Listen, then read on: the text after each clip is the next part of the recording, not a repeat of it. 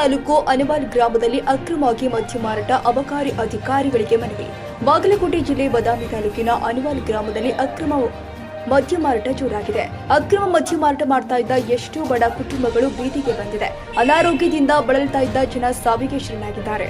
ಅಬಕಾರಿ ಅಧಿಕಾರಿಗಳು ಕಣ್ಮುಚ್ಚಿ ಕೂತಿದ್ದಾರೆ.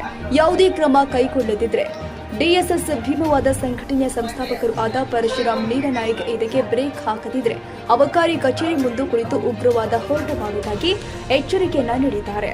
ಆನಂದ ಚಿಲವಾದಿ, ಬಾಗಲಕೋಟೆ.